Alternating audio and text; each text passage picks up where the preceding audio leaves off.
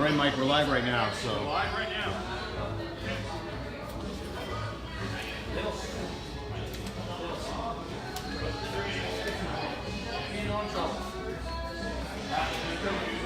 It's all right, please. Yeah. I'll turn it down.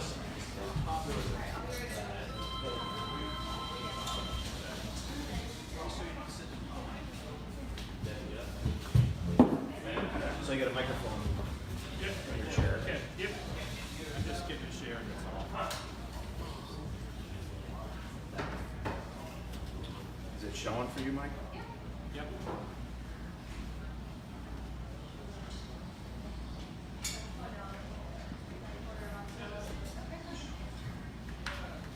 Good. Good.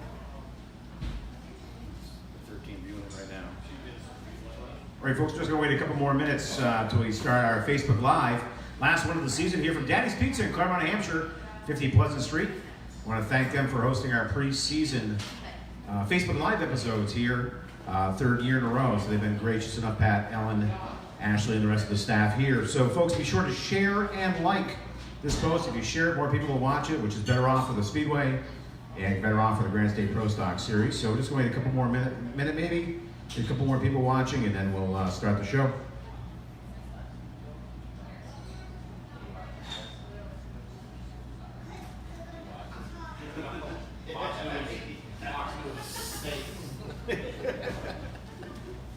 So you know it's fake?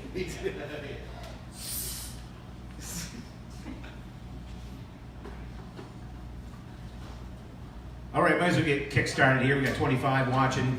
Folks, I want to thank you for watching the Granite State Pro Stock Series live in the house tonight.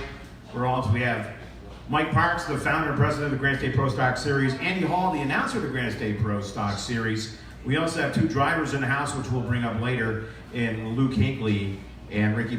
So guys, thanks for joining us tonight. Well, thanks for having us.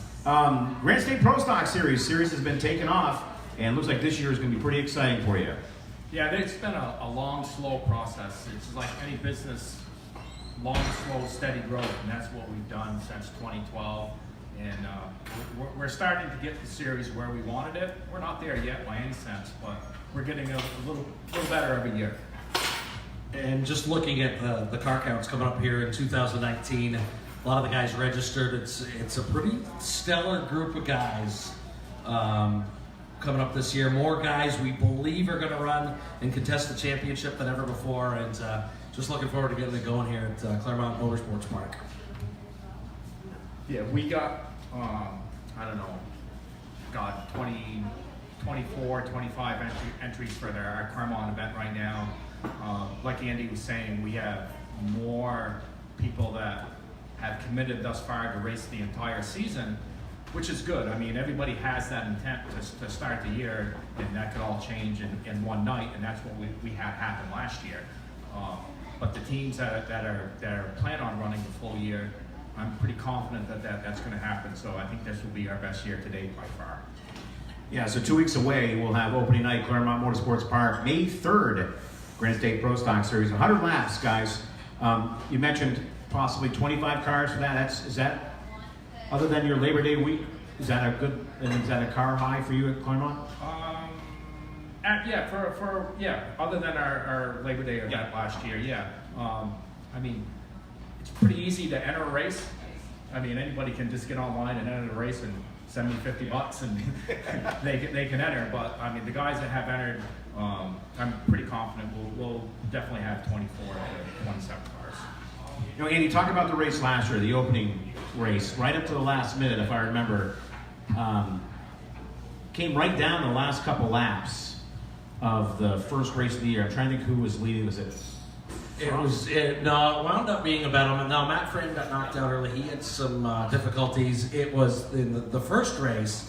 It was Joey Dwyer and Jake Dorr that it came down to, and actually Dwyer had gotten pretty messed up early in the race. Had most of the right side sheet metal was knocked off of the race car, but he had worked his way back up through, and those two are actually good buddies, and they battled it out for the win. Jake Dorr wound up taking the win. and actually was really strong in the point standings throughout the first 2/3 of the season. Ran into some difficulties and wasn't able to close the deal. But yeah, that wasn't a bad race. The Labor Day race at Claremont was the really exciting one. That was Jeremy Davis and DJ Shaw battled it out, and they probably ran a third of that race side by side. And those two have some history. It's not always been happy-go-lucky for those two, but they ran each other really, really clean, and both of them got out of the car and said that was as much fun as they had on a racetrack in a long time. So it was pretty cool that it was able to happen at Claremont. You know, folks, send your questions into Mike and Andy here to hopefully answer them for the Granite State Pro Stock Series. What are some of the names you guys are expecting this year? Any new drivers or veterans that are coming back? Yeah, there's a guy named Dennis Spencer who's run around up in Maine for a long time. Had a bunch of success over the years. Is tied in with the Crazy Horse Racing Group, and we expect him to run the full season. Ray Christian III ran just about the whole season with us last year. He's going to come on board, and they've put forth a really strong effort to go after that championship. Joey DeWiron's coming back. A guy named Kevin Folan, former Seekonk regular Bobby Pelland has signed up. And then we think there's a shot that they could come on board for the full season. Barry Gray will be back. So in terms of full season guys, who else? Well, there's one guy that's going to come race with us that I raced with years ago. A guy named Tom Rosati.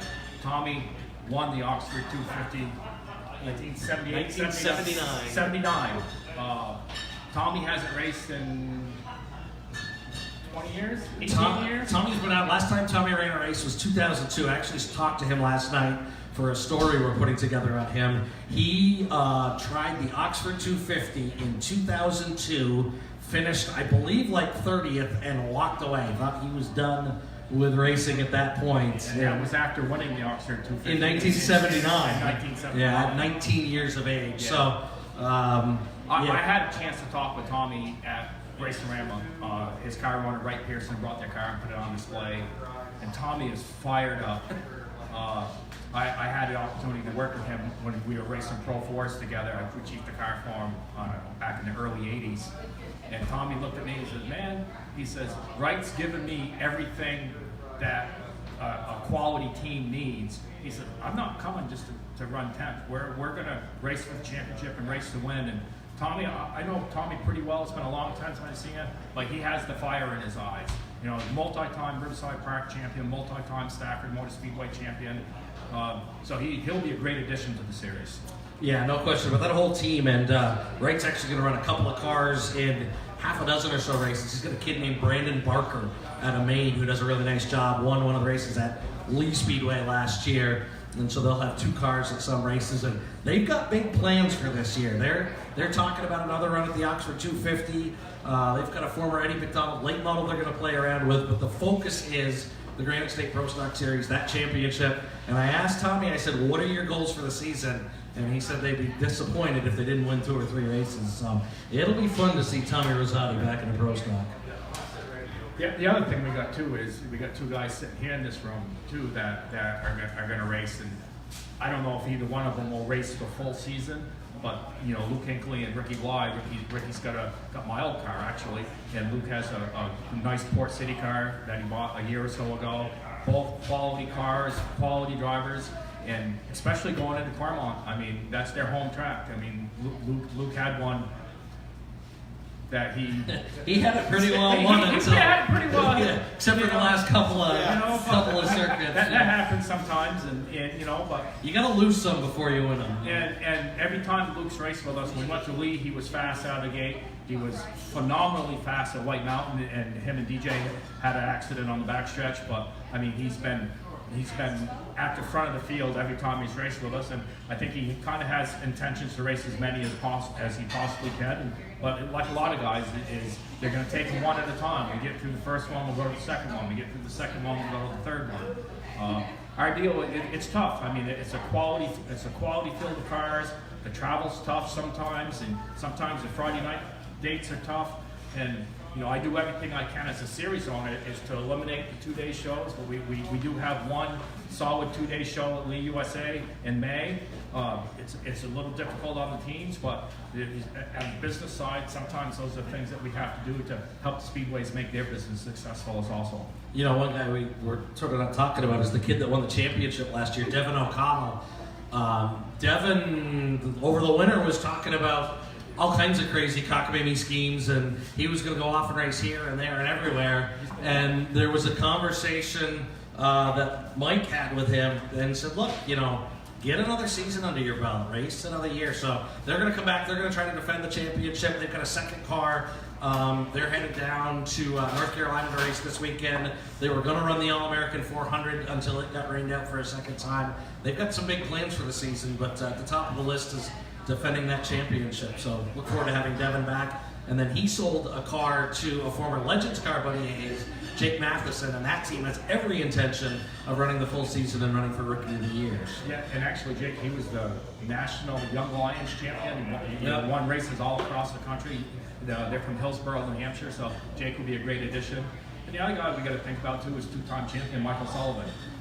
Mike. We keep on going on and on and on with this, but man, that's the quality of the field that we have this year in 2019. Absolutely. So you're looking at the schedule. I think you have 15 events. Is that 14? 14. Okay.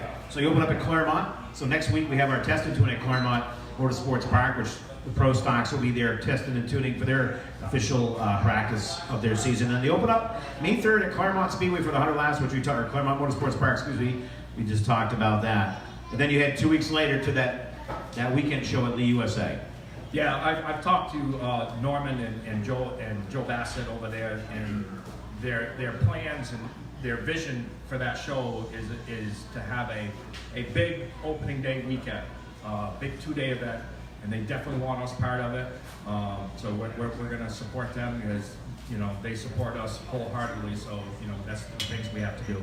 That event's kind of neat. It's actually the debut for a new series that we're working on, the Steel Body Sportsman series, which is, how do you describe it? It's pro stocks with old school bodies on them, really. Yeah. It'll be shorter races, but it's just a neat deal. We've seen some pictures of some of the cars being built, and they are really, really super cool. Looking forward to that deal, and that Lee race is going to be the first race of the 2019 season for that group. Picture a straight rail pro stock chassis with a 82 Monte Carlo body on it. Or a late 70s Oldsmobile body. Late 70s Oldsmobile. There's talk of guys putting a 55 or a 57 Chevy body on the stuff. We wanted something as a companion event for our Pro Stock series at certain events that is cost effective for the speedways to have to help and just a way for some of the guys to continue racing with some of the older Pro Stock stuff that's still out there. And for people whose ears might have perked up over this deal, there's some stuff in the rules to keep the cost of racing down.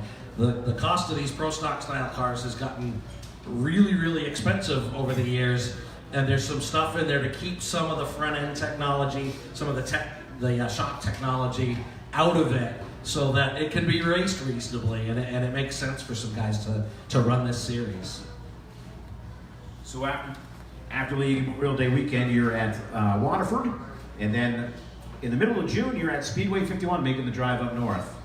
Yeah, Dick Harrigan called me, and we have been to Speedway 51s a couple times, and we've had great races up there. We've struggled a little bit with car count just because of the location of the speedway. I believe that's the reason why. So we're going to give it another shot. Dick wanted to get us back on board, so I think we'll be fine this time around. So we'll go back up there in June. And then July 4th at Lee USA for a Thursday night show. No, actually, that date's been changed. Okay. We're going to be on Friday the 5th.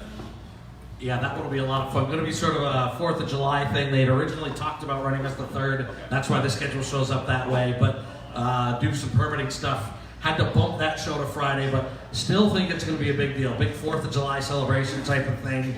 The Wren family has really stepped up and not only done a lot for the Granite State Pro Stock Series, but for racing at various racetracks, but a whole lot at Lee. They're really trying to move that place to the forefront, and it's going to be pretty cool. That July 4th weekend is going to be a lot of fun.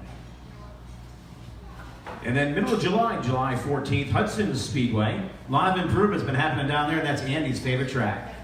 Man, that's all ours favorite. You know, if there's one racetrack that the competitors ask about every year, it's Hudson. Yeah. The place is phenomenal. It's stepping back in time. I can say that.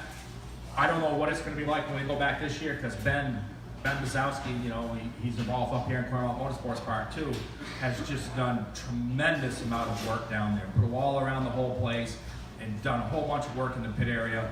It's going to be, when he's done, that place is going to be a show place in New England. So just everybody needs to keep their eye out on what he's doing over at Hudson. Yeah, if you're looking to travel to a racetrack, that is a great place. But the only rule we have for Ben is he's not allowed to pave the racetrack. I've told him that Perfect. 800 million times. Absolutely. The backstretch wall is going to be awesome. He's doubled the size of the pit area and smoothed it out. And there's talk of pavement, new grandstands, new concessions, new towers, new facilities. The place is going to be unbelievable. Just don't touch the asphalt. The asphalt gives the racetrack character. It's like Monadnock. The asphalt at Monadnock gives the racetrack character. Yeah, it looks like Monadnock I went last year, looks like a back of a shark that's been chewed up by a propeller. It's just all the grooves and everything else in it.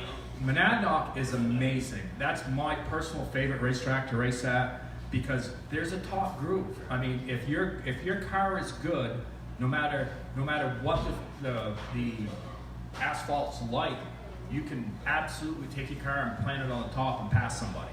And there's not a lot of racetracks left that you can still do that at, and Monadnock is definitely one of them. So from after Hudson, beginning of August, you're back at Waterford, and then we talked about the JBH 100 at Monadnock on the 17th of August. JBH 150. Oh, 150. Oh, so yes, that's right. Oh, okay. TBA on here. Nice. That's awesome. We're going 150. It's going to pay $3,000 to win. We're working on some other things to add some more money to that purse as well. That's a race special to you, so that's going to be exciting when folks are going to make the drive down Monadnock on the 17th. Last year, our race down there, we went green to checker. Yep, I was there for that one, and it was crazy. It was, I never would have believed it, but man, it was fun, and the race was good. It wasn't a case of nobody was passing anybody. Everybody raced hard, but we've raced there enough now where I think the guys have figured out how to race there. I mean, when you haven't raced there and you get 20 guys that have never raced there before, it can tear up some shit. It was 3 guys going for the win at the end of that race, and it was tight. It was great racing. But you mentioned it. That's a race that's near and dear to our hearts as a series. John Hoyt was part of the reason this series is what it is. Part of the reason this series exists. So we like to honor him a little bit when we go down to Monadnock every year and have a little fun in his honor. So we're going to bypass Labor Day. We'll come back to that race. That's a biggie. That's a biggie. Then September 6th on a Friday, you're at Star Speedway. That's another big race for your series. Yeah, we kick off the Classic weekend it's probably the biggest super modified race in New England. Actually, it is the biggest super modified race in New England. And we've always done it on Saturday down there, and Bobby wanted to expand that weekend a little bit. So we're doing a bunch of full fender stuff on Friday night, and he's doing a bunch of all the open wheel stuff on Saturday. So hopefully that all works, and we get down there on Friday, and we kick off his weekend in grand style on Friday night. End of September, Seekonk Speedway for you, 100 laps down there. Going back to Seekonk for the DAV, we've worked hard to get back to Seekonk. Dave Alburn and Eddie St. Germain, we talked about some things over the last year. We've been there. We went there 2 years ago. We didn't go last year, and we felt the DAV, the Vendetti Memorial Weekend, is the perfect fit for our series, and we'll headline that event that weekend. Then from there, Oktoberfest at Lee USA Speedway. Then Thompson on October 11th. And then you close out your season at Waterford on the 19th of October. But let's talk about Labor Day. Last year, hit a home run on that guy. That race was phenomenal. This year, 150 laps, 5,000 to win. Yeah, last year, I mean, everybody knows, that was a Granite State Pro Stock Series promotion with the help of everybody at Claremont Speedway at the time. And I got to thank the Wren family and Ben for everybody for allowing us to continue to do that. And I had no idea what the hell we were getting into last year, other than I felt I felt Jim Ambrose's pain when he has a big event, when he's looking at the gate and trying to figure the day out and everything. But it worked. For whatever reason, it worked. All the stars aligned. The weather was beautiful. We had a great crowd. We had a great pit area. Had a huge car count, and the race was phenomenal. And there's just all kinds of buzz about it again for this year. We're going to do a battle of the belt race for the street stocks, a battle of the belt race for the mini stocks.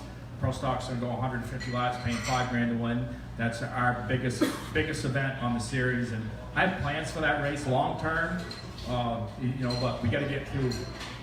Just like a racer, you do it one at a time. Yep. So if we get through this year, everything works good. We definitely have some plans, for the future if we can continue to do that. It's a big deal for us, and like Jim always say, your ass cheeks are puckered when you're working that hard, and you know what you're up against at the end of the day. So it is what it is. It worked really good last year, and I see no reason. But like any promoter goes through, you're at the mercy of the weather gods. If the weather gods shine on you that day, we'll do fine. If the weather gods don't like us that day, well, you'll probably see me crying over in the corner, but we will make it work.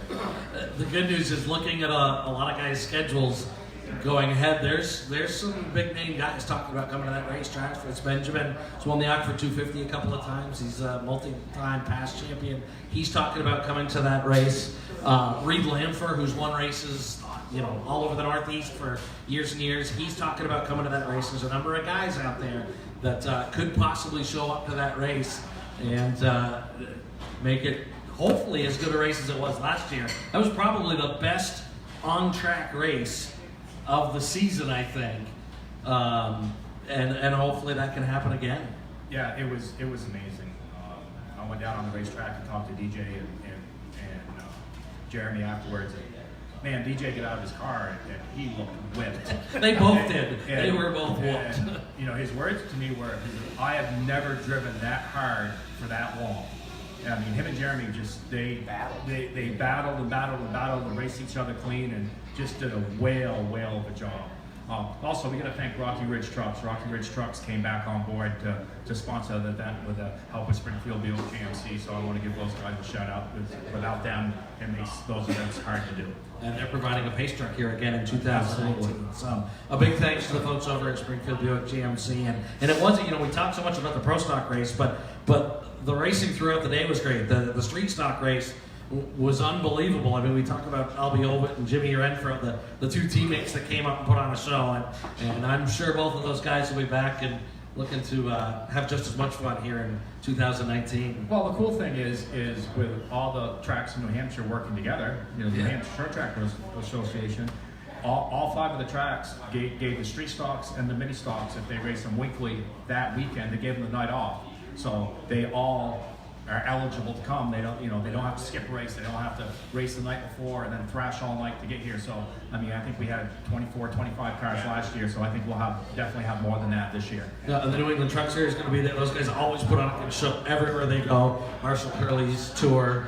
We appreciate him coming on board, and Legends cars too, which will be kind of a neat change of pace for Claremont Speedway. And that's actually going to be a national event qualifier for the INEX Legends cars. So a big thanks to the group down at New Hampshire Motor Speedway. They've helped us make that possible. Bruton's group down there, and it's going to be a lot of fun. It's going to be another good show. Any local divisions? Someone, Jeremy Blood asked the six shooters. Local divisions, have you thought about what you're going to add or what not? I would love to add every division, but right now we have 6 divisions. And last year, I think we started at 5 o'clock, and like I said, the stars were aligned and everything went perfect, and it was like 10:30 before we got done. Unfortunately, we're going to stick with the 6 divisions that we have that day, and we'll see what we can do in the future to try to do something different. But being there for one day, we can't start on a Sunday afternoon any earlier than 5 o'clock. I don't want people, if it's a 75-degree day, we all know what it's like sitting on that bank baking in the sun. People don't come. Yeah. So we'll stick with the 6 divisions we have and then see what we can do in the future. George Powers. George, hope you're feeling okay. He's watching from home. He's trying to watch, but his computer, blah, blah, blah, sucks. So I had to block that out. Lorraine Park says, "Hi, Mike." Jeff White wants to know Guy Karen. Any idea about Guy Karen? Guy will be at the Claremont show for the opener. He's got his car together. He just picked it up. It was up to Shaw's getting some work done. So he picked that up here a couple weeks ago, and he'll be at the opener. Folks, send your questions in to Mike and Andy. We're going to have to welcome our drivers here in a couple of minutes. You had a modified guy this year, I believe, too, that left the modified ranks to go racing Granite State Pro Stock Series with you. Is that the case? Yeah, kid named Jacob Perry. He is the reigning MRS Rookie of the Year. He has put together a deal with Ben Bernazzi to run one of his pro stocks as sort of a pseudo teammate to Ray Christian III. And they're looking forward to that. Jacob's an interesting kid. He is a social media nut, absolute nut on social media, and does a lot of stuff. He's landed himself some PFC brake sponsorship out of that deal. And he was just hanging out down at Thompson a couple of weeks ago and landed himself a ride in one of the New England Truck Series trucks.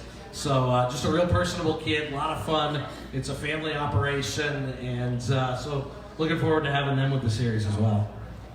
Sorry, I forgot you, Jacob. What is it about your series, Mike, that you're attracting all these new drivers into it? You know, that have, you know, there's certain progression, I guess, going through with your in racing. Now you go from the late model sportsman, then you want to go up to a pro stock, or maybe from a late model to a pro stock. But what is it now? You're getting a lot of different drivers that are coming to your series. Man, that's a hard question to answer. I would like to think it has to do with the staff of people that we have working for the series. We work really hard. We don't do everything right, no more than anybody does everything right, but we try to be as fair as we possibly can. And we got a great tech staff, we got a great group of guys, and my philosophy is just to have fun. I mean, that's what we're all here to do, is have fun. And when you're driving 2, 3, 4 hours to go to the races, you want to have fun. And that's what we pound into our guys' head. I mean, I can't sit here and say there's not nights that we have a bad night, because we all do. But our group of officials, in my mind, is probably the best group around. From Pete Newsham to Chip to Nathan Kelly to, I'm forgetting half the people, Jay Caruso and Kerry Kelly and everybody just, they all do it because they enjoy the sport and they enjoy racing.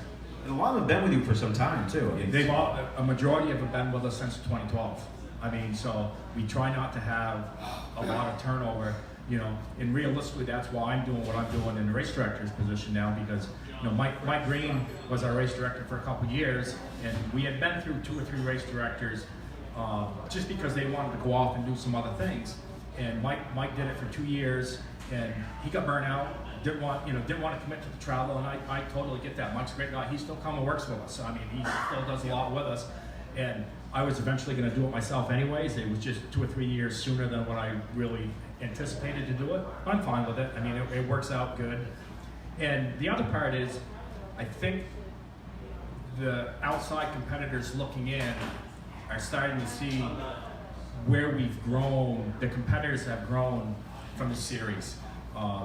And we tore up a bunch of stuff, in the first 2 or 3 years, and but it's getting better, and it's gotten better. We changed our qualifying system last year to group time trials. People say time trials, what? That's a hard sell. But I can tell you what it's done for our series. It has 100% cleaned up our racing. And Crazy Horse Racing has come on board this year. We're going to pay $125 for fast time, I think $75 for second, and $50 for third for group time trials. Then we set our heat races from that.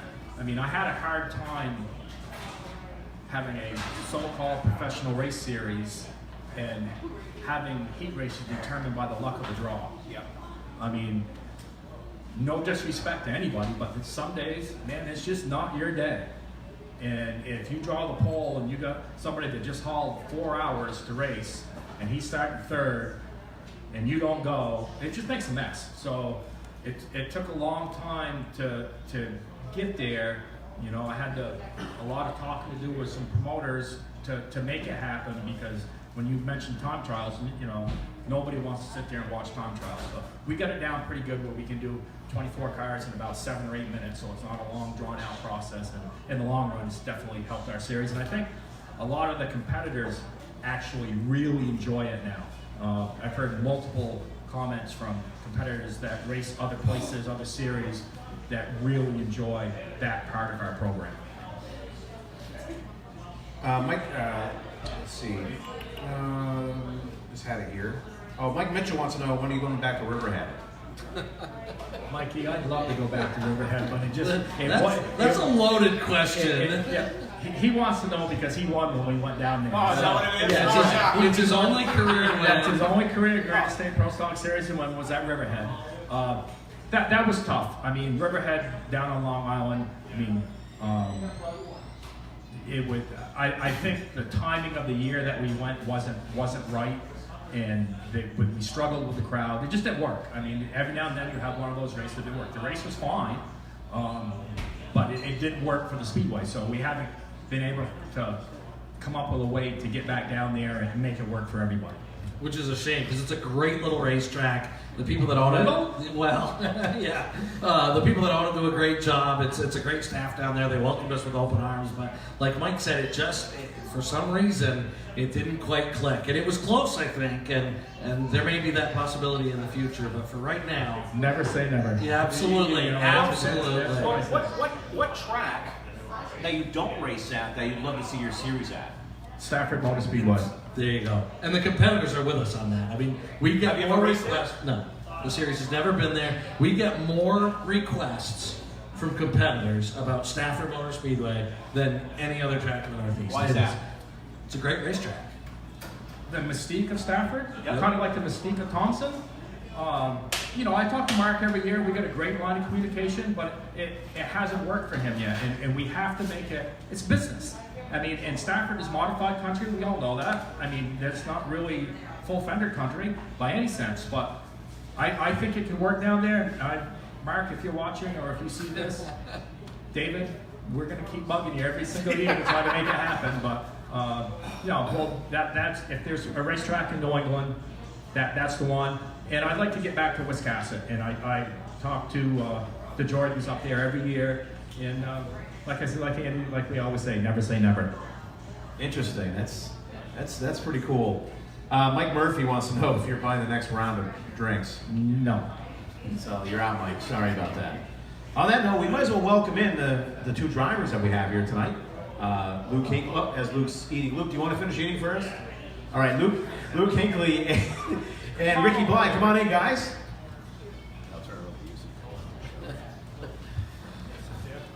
So, two competitors, one very new to the series, one who's done a little bit with us over the last couple of years. So, we'll start with the experienced guy. Luke, a couple of years ago, you decided to give up late model racing and buy yourself a pro stock, and you've been fast in the cars, just haven't been able to quite close the deal. Talk about what's new for 2019. Yeah, we haven't closed the deal at all.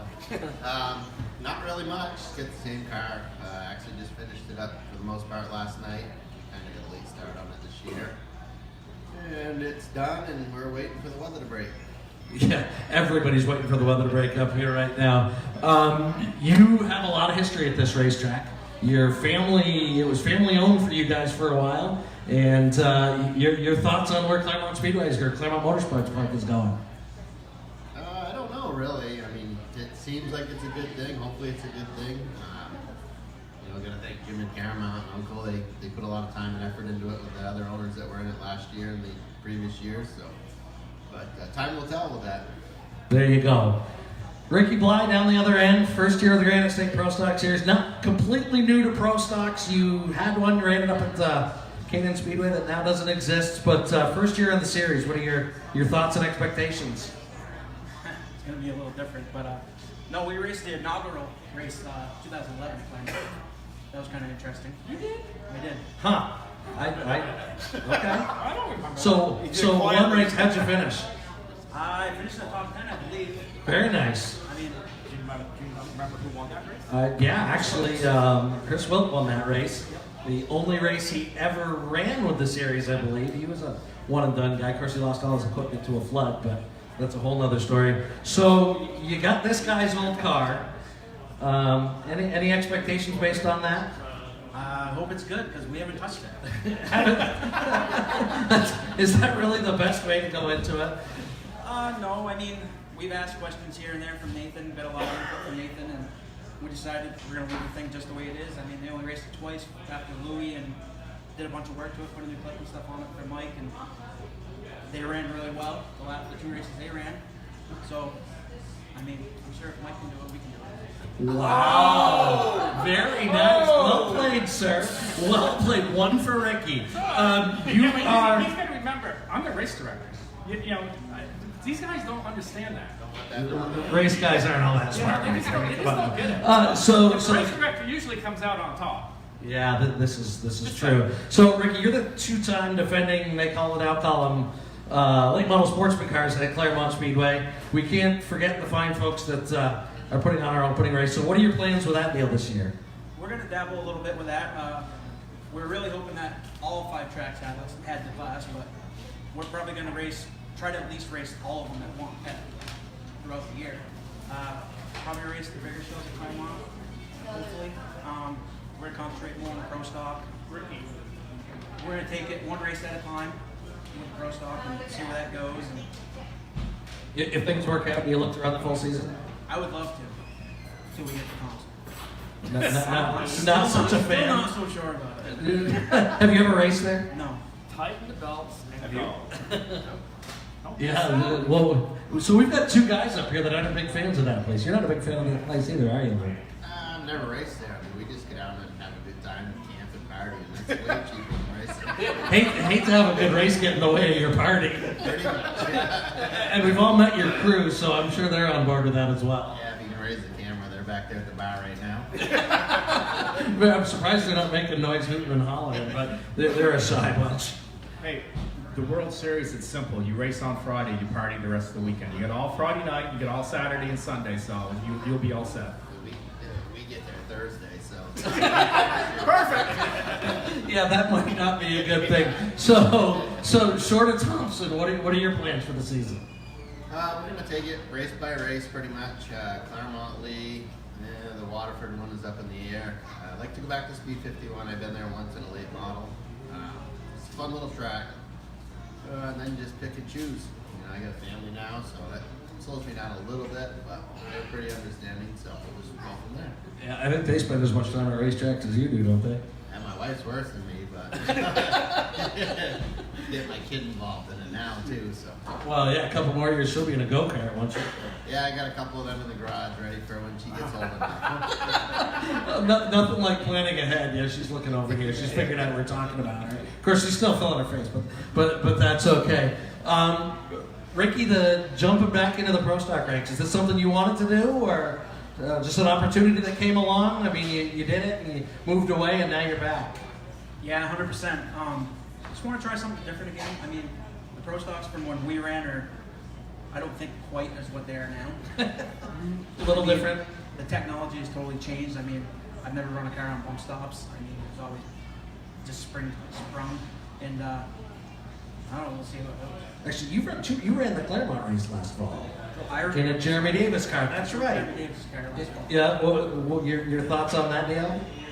I felt like a sardine inside of it. I don't know how he drove it. Well, and he's not a small individual. No, I mean, he'll stuff himself in anything and just wheel it, but it was very interesting. It was a lot of fun. I mean, learned a lot from racing that race with the Granite State guys.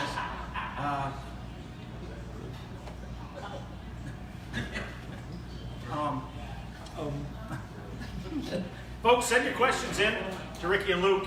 Yeah, send your questions in, then Ricky and Luke are here right now, and they'll be able to answer them for you if you want to talk Granite State Pro Stock Series. Question for Brian. I don't want to mispronounce your name, Brian. Spinney or Spiny, I can't. Have you guys ever considered requiring or asking drivers to put contrasting color numbers on their cars to make them more legible for officials and fans? This has got to be from a scorer. This dude's got to be a scorer. That's an interesting question. Rowan says hello, Daddy. You got to get that in there. I don't think I've ever heard that from anybody other than a race scorer. That's interesting. I've never had anybody asked that question.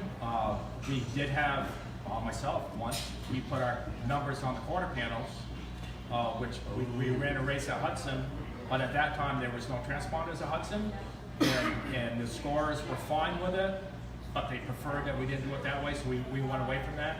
But now every place we go is on transponders, so our guys can have 3-digit numbers, they can put the numbers on the board, it really makes no difference, so we're all on transponders. Would this be a good time to say we love you, Jen? Hi, Jen. Yeah, and Jen, I was actually prepared a little bit tonight too, just so you know. He's full of crap. What else we got? So Brian Spinney is how you pronounce his name. I'm sorry, Brian. He's a graphic designer and a fan. So that would make sense. That makes it contrasting. Tom Moore says your photographer would appreciate that too if you would do the contrasting with the numbers. Alan Ward says, or as a photographer, I'm complaining about it constantly. So they're onto something here. Okay. So we got a rookie photographer. He's already complaining. Well, no, he's not a rookie. Well, no, He's a rookie to us. He's a rookie to us. If we have some problems like that, we can get that taken care of. Jen Reddy says she's listening. Yeah, no, I'm sure she is. No, well, we got to say, I want to welcome Tom Morrison. John Miller was with us last year as photographer and social media aficionado and a little of this and a little of this. Did a great job, and we're going to miss Johnny, but Tom's come on board and looking forward to have him, so that'll be good. What else you got for us, Tom? That's it for right now. Fire your questions away, folks. Okay, so when Andy said Jen was watching, I'm going to give you my Jen Reddy story. Jen is she is the best handicapper, scorer type person in New England, by far. There is no question in my mind. She's doing some work now with K&N East, and she would give me so much crap because if anybody here knows me, I just kind of wing things when we go to the racetrack. Are we prepared? Absolutely. Do I have stuff all printed out in order? Hell no. I just write it down on a piece of scratch paper and everything, and that's kind of where just my little note to Jen that we were somewhat prepared tonight. The funny part about all this is Mike showed up at my place of work today and said, "Oh yeah, I got notes and plans and all this stuff scripted out." Yes. I don't see it, sir. I don't know what happened. It's all right here. Yeah, great. We know how that works. He's a salesman. Well played, Lucas. Well played. Very nice. I see things rolling up. We got any more questions over there, Tom? Nope, not right now, so carry on. You got anything for these guys, Toby? Ricky, for you, going from your car last year, at least in division last 2 years, you're one of the top cars, in the late model sportsman. For you this year, you're going in and running again. I mean, what are your expectations this season, at least? Going through it, qualifying for at least the first race. If you're talking 30 cars, at least got to qualify for it. A lot different than what you've done the last couple of years. Yeah, it's definitely a whole new learning experience. We were worried last year about that qualifying for the race because there was a bunch of cars that were listed for the race, and I was like, oh boy, hopefully we make it. I mean, spend all this money and you don't get the race. That's not very fun. But, so you just make sure your stuff is right. You try to get it as best as you can, and do what you can to qualify and hopefully make the race. But sometimes you can't. And Luke, you've run the division for a number of years now. When you go to the track, what are your expectations as far as what are you looking to do? Obviously qualifying, but you've run well at Claremont Motorsports Park. You ran well at White Mountain, Lee. What's your favorite track actually to run at? And when you go, I mean, what tracks do you look forward to going and racing at?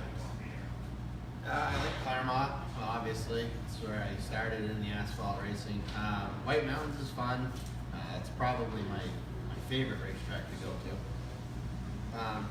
As far as what we expect, we just try to have the best night we can, and if we're off, then we don't want to ruin somebody else's night. That's something that I learned at the beginning, and try to bring the car home in one piece. You can't make it faster if you're fixing body work every week.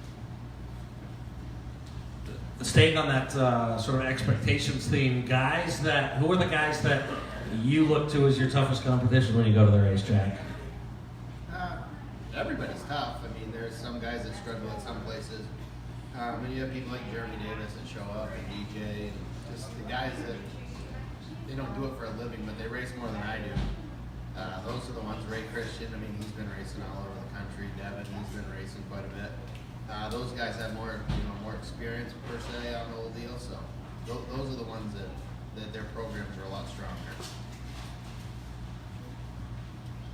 How about you, Ricky? What are you, as a rookie, your expectations? You look to win a race? Do you think, what would be a realistic goal for 2019? I think to keep the fenders on the car. That's obviously going to be the best towards the end of the race. I mean, top 10 is pretty good in this series. I mean, there's a lot of good guys that are been racing it. I mean, a lot of top teams. I mean, as Luke was saying, like DJ Shaw and Jeremy Davis, those guys, they do it for a living, so it makes it kind of tough. It gets in your mind that it's like you see them show up and you're like, oh great, they're racing against that. But that's what makes you strive to be better. Those type of people. Absolutely. And your favorite racetracks? Mine? I really like Lee. I mean, there's no grip, there's nothing there, but I just like the track. There's something about it. Obviously Claremont. I really don't care for the track itself. You are a two-time champion, two-time defending champion, and you don't like the place? Because it's so unique, but it's really tough. I mean, for outsiders to come in, you have that advantage over a lot of people. So you definitely have to take the opportunity on that. But like, I really like I said, Lee, and I'm really looking forward to going there because I raced up there in my late model and I actually love it. That's another neat little joint, kind of out in the middle of nowhere. But It's kind of funny because my aunt and uncle live on Brown River, which is a mile from the racetrack, and I used to go there all the time when I was a kid. so you got a place to stay up there. Yep. Kind of convenient. For you guys, what's your advice to someone coming into Claremont Motorsports Park for the first time in racing that track? You guys have turned thousands of laps around that thing. I'm not giving you any of them. Mike did too. I mean, for someone coming through, what's the advice you give to someone? And I'm sure people ask you, Mike, when they say, "I'm going to run Claremont." What's it like? I'll get that question a lot, and it's basically more gear selection and stuff like that. But honestly, the guys that race this series now, we race at so many different racetracks. A racetrack's a racetrack.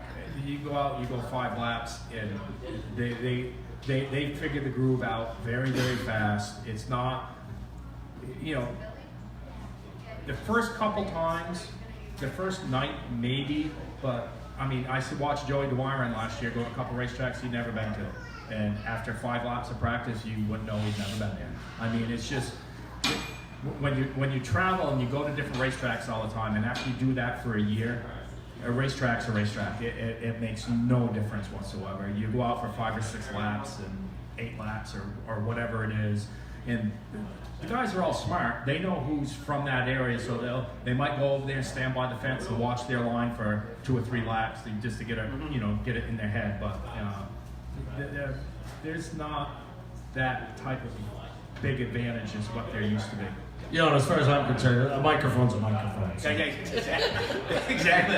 I can fake it anywhere else. Folks, send your questions in. We got a couple more minutes here. It's Luke Hinkley and Ricky Bly, as well as Andy Holland and Mike Parks from the Granite Pro Stock Series are here. Luke, is this pretty much it? Are you pro stocks? You don't want to go anywhere beyond the pro stock division? Yeah, I think this is it for me. I've been having a lot of fun doing it. I did the act stuff there for, 5 years, and the pro stock stuff is good. You're not so much in a box. I like that with the suspension and stuff like that. You can kind of think about it, and stuff like that. So this will probably be it for me. Like I said, my daughter, she's 4. Well, she'll be 4 next week, and we'll get go kart racing with her if she wants to, and probably call it good for me. What about you, Ricky? Is there much more to go than a pro stock? Whoa, Mike likes to hear that. I mean, I'm definitely not going to race a car with no fenders. I can't do it. I love hearing that. I can't do it. There's just something about a pro stock. So Jeremy Blood was on the show a couple of weeks ago. He's going to drive a 6-shooter this year at Claremont Motorsports Park. I asked him, if you were right behind the leader on the last corner, the last lap, what would you guys do? I've seen what you would do. No, I'm just kidding. What would you do? Does it depend on who it is? If you move them out of the way, or what? Go ahead. That's a tough question. I think you're better off not answering that. I know that's my own opinion. I mean, I've learned a lot, grown up a lot from racing. I mean, years ago, the last lap, last corner. I mean, Hell yeah. For like, Years ago, first lap for 17th. never. That was a mini stock too, I think. Yeah. You got to remember, I announced some of those races. But was it entertaining? Oh, heck no. Absolutely. I'm not disagreeing with that one bit. But did your competitors think it was entertaining? They got over it. How about you, Luke? Last lap, first win. How far do you go? Oh, wait a minute. You didn't say first win. If it was the first win, it's going to get stuffed in there. Not to be mean. Your turn. I got one that I owe, so. Oh! Shots fired! I don't know, you try to raise people clean, and kind of depends on who it is, actually. So, we're going to get any names out of you? Well played, sir. The Brunts. You know the Brunts? Yeah. Brian and Dan. Brian says Luke Hinkley 6-0. And then Dan says, hey Luke, are you the owner of Lucas Oil? It's kind of an inside joke with the old guys that are wrestling me. The old guys. All right, folks, got a couple more minutes here and then we'll wrap it up. Your sister's watching now, Luke. Hey, Carla. He said you got to make some money, get in the office. I know I paid my money this just recently too. So, if GSS or GSPSS continues to grow, guys, what is a dream Oxford 250 Milk Bowl event for you guys? Run that by me again. Ryan Spinney, yeah. So basically what it's asking, Mike, and I'm almost positive I already know the answer to this. As GSPSS continues to grow, your ideal dream Milk Bowl Oxford 250 type event for the series. Oh, by far, it's at Claremont, September. Yeah. I mean, like I said, I got things in the back of my head, but it's a one year at a time deal. It definitely grew in purse structure and stature this year. Yeah. And if we continue on and everything works good and everything works good with ownership at the Speedway, we can continue to make that whole program work. Hopefully in 2020. Yeah, in 2020, it will be bigger and better. Yeah, I mean that's my goal. I mean, if I have something in my mind, it's that September 1st, Sunday night of Labor Day weekend at Claremont Motorsports Park. And that deal has already grown. I mean, we started with a good purse last year, bumped it up for 2019. We actually have 3 big purse races for 2019. The biggest of which 4 big purse races. The biggest of which is the Claremont Speedway race and our Claremont Motorsports Park race. And like you said, as that continues to grow, that's the one that we all in the circle sort of know is the big deal. Yeah, I mean They're all big deals. they're all big, but that's the one that we have the opportunity to grow into something bigger yet. Absolutely, I look forward to it. Everybody on the staff is already talking about that race. It's pretty cool. I'm sort of looking forward to it myself. I mean, last year I had a good time. I didn't have to work. I was in the beer garden enjoying myself. And I think after the race came out, I came up to the tower and I congratulated Mike on a great event. It was very well done. There was no downtime to it. The amount of racing that had to take place, folks. So Labor Day weekend, don't plan to go away to spend your time at Claremont Motorsports Park on that Sunday night. A lot of these local drivers are going to, names that normally don't run the series do come run that race too. So it's pretty exciting, and you're going to see a lot of locals take their stab at it. So guys, let's do closing remarks and then we'll pull the winner of the 4 $10 off grandstand passes. So what do you have for Luke? Who's helped you along the way to get you where you are in your racing career? To start, my mom and dad have been, through the whole thing with me when we were racing mini sprints, and then we got back into racing. They've helped me out tremendously. Just some of my sponsors helped me out. Ron's Fix It, Davis Electric. They helped me out. My wife, my kid. And my buddies that help me out on the crew, they put in countless hours and time that they don't have to. to get us to where we are and run well. And I've actually had pretty much the same crew for been going on 6 or 7 years now. So we all get along good. We have fun. They're all here to go somewhere. So. They're spending their hard-earned money. Yeah. But Andy Hoffman and Andy Speed, he's helping out. Everybody, Dwight and Bonnie Jarvis, they help me out when I was getting going and stuff like that. So it takes a lot of people to run any type of racing. So I'm grateful for that. So thank Mott and Uncle, they've helped me out. And, with sponsorships a long time ago, and last year at the races. It's a big group effort. Ricky, what about you? People that help me out a lot is my parents help me out a ton. I mean, our business, Fly Machine, we put a lot into it. I mean, work a lot of extra hours after work to make money to do all this stuff. I mean, my uncle Lake's on the heating. He helps me out a ton throughout the years. PDM Power Sports helped me out a ton with lots of parts. I mean, but all kinds of people helped me. Mike Murphy, he helped me out probably the most out of anyone in my racing career. There's just so many people involved, and just to make it happen. I mean, it's tough to get people to do it these days. There's so much commitment you got to put into it, so much time, effort, and all that stuff. Yeah, I forgot one too. Last year, Greg Millett helped me out there, and he's racing this year, so we'll see him up there. So you lost your sponsorship from him. Yeah, but I'd rather see him up there racing. There you go.